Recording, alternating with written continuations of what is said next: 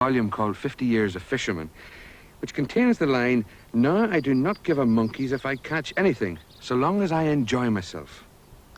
The author of this foulest heresy is Doctor at Large writer, Doctor at Sea, and now Doctor by the Lake, Dr. Richard Gordon.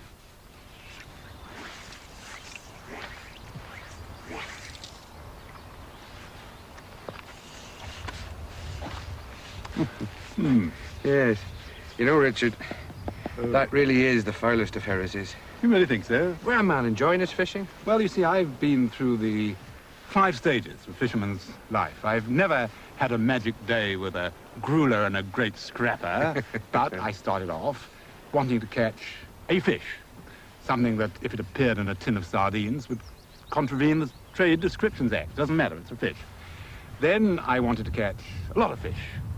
And after that, I wanted to catch big fish. And then I wanted to catch the fish which nobody else could catch.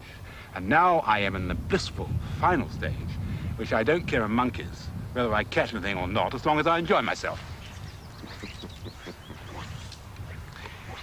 You see, fishing is the most humane of sports because it's an unequal contest. Most fishermen are like me, very myopic, gouty, arthritic, bald, and the fish is just a pound or two of pure muscle with the reflexes of John McEnroe. So very few of them ever get caught.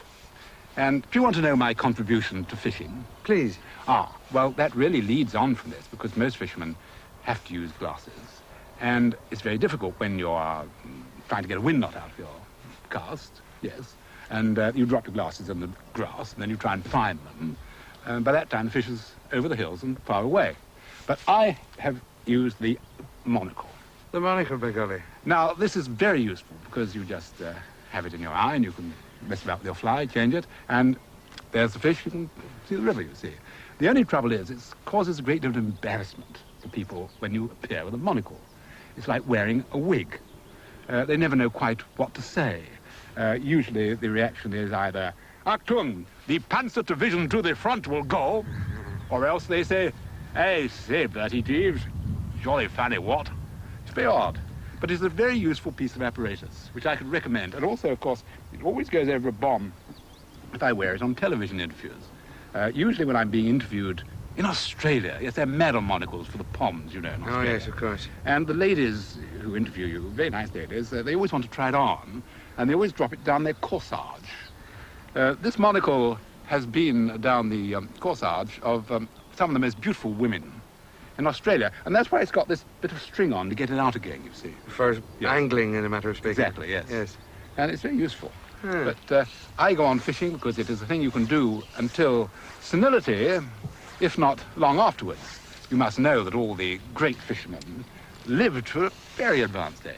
Walton was 90, wasn't he? Mm-hmm. His friend, Dean Noel, you can see his picture in Brasenose at Oxford. He was the Dean of St. Paul's, and he was also a great fisherman. And he was 94. And Canon Greenwell of Greenwell's Glory, piscatorial, not episcopal, he lived to be 100. You're a medical man. Now, just tell me, why do you think that is? Pure chance. It's not something you'd prescribe to your patients? Well, I think that it's very nice. It's not unnecessary now because so many more people go fishing for trout than they ever did. Now, when I started fishing 50 years ago, trout fishing was something done by gents with well-cut tweeds and very well-clipped accents, and also female fisher persons, which in those days were called ladies, in jumpers and very sensible pearls. Now, luckily, all over the country, like here we are, in another country, admittedly, but it's the same in England, where you have beautiful stretches of water, or you can have little pits in farmers' land. You can have anywhere where you can get some water. Yes, we're somewhere unpronounceable in the middle of Jutland. Nice little basin of water for the fish here, fed from time to time to keep them in condition. Sort of place you can buy a ticket and catch a couple of fish. Well, we bought the ticket. We haven't got the couple of fish. Well, not yet. But we're surrounded by conifers and Yes, this lovely little it? basin of water. It really is lovely, and it's quite delightful. And it is a pleasure just being here, as you say, Yes. even if we don't catch. That's quite right. That's an incidental. And you see, it's now I find that I'm getting so ancient that I only fish when it's in good weather. I am always worried about being struck by lightning or losing my corkscrew, or sitting on my sandwiches, and all those terrible disasters that can occur to a fisherman who is past his prime. There are those that might not realize that in all of those doctor films, based on your books, you actually did a sort of Hitchcock-like appearance. Well, yes, you see, these old movies come up now, and of course my children just fall about when they see me when I was very young with hair and charm and that sort of thing. I didn't do terribly well because in my very first one, Doctor in the House, I played the anaesthetist. Well, that was fine because I used to be an anaesthetist. And I was responding to James Robertson Justice, alas, no longer with us, also a brother of the Angle, a great fisherman. In the oldest joke in medical history, Mr. Anaesthetist, if the patient can stay awake, you can, you know. Then in the next one, I was reduced, I'm afraid, to man walking down corridor.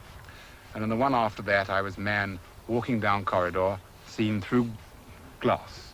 And if they ever made another one, I should be man walking down corridor, seen through frosted glass. But I did one thing, which I always remember. We did Doctor at Sea, and we had a little young French actress to play the nurse on the board of the ship. And I played opposite her in a scene, quite closely opposite her in the scene. You didn't try the Monaco gambit, did you? No, I wasn't wearing one of those days, but I often wonder what happened to her. Her name was Bridget something. She never made another film, not in England. Something like that, yes. Yes. Didn't fish. Yeah, pity.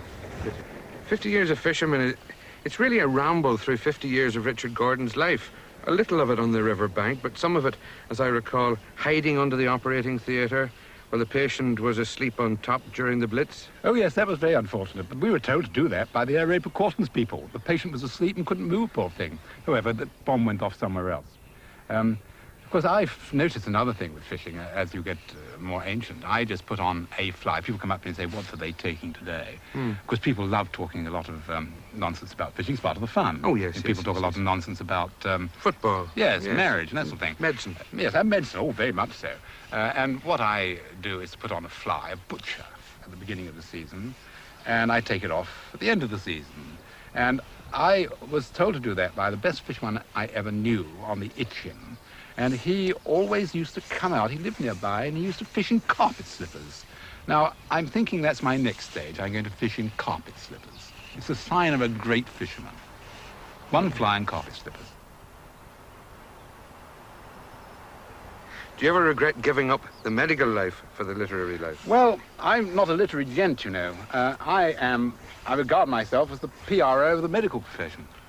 And I have never really felt that I've been very far away from medicine, but I do, in fact, regret now having given it up, because if you once done medicine, and practiced medicine, writing the sort of stuff I do for a living seems pretty trivial. Now, I've got to be pretty careful when I say that in public, because the last time I mentioned it, I got taken very severely to task by one of the lady gossip columnists in the papers, who so ably proves my point every morning. I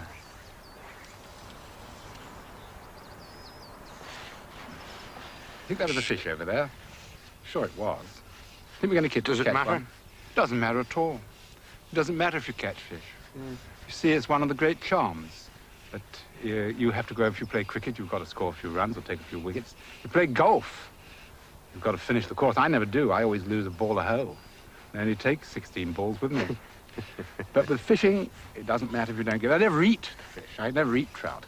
We had a terrible scene at home once, which I think could be handled very well by Chekhov, if not by Ibsen, when my wife suddenly pushed away the trout that I had got for her and said, I don't like trout. And I was terribly affronted and upset. And then I suddenly realized that I didn't like trout either. Trout has not passed my lips since then. We just put them in the deep freeze. I give them to some of my friends, you know, people that interview me on television, that sort of thing. But you've got enough of your own, haven't you? Well, always never say no to one or two. Oh, well, let's see if we catch some now. Oh, there's a bit of weed on there. And see if we can bring some home. What am I going to do with them? Can I import them from wherever I think we are? we get them at the get them to cook them in the hotel. Oh, well, perhaps they'll be able to sell them to the chef.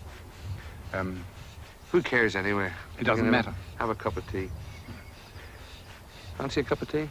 I think I'd rather like a glass of the local ale. I want to pass it as fit for human consumption. Oh, all right. I'll see if I can't get a bottle of Ull from somewhere. All right, see you later. Okay, bye.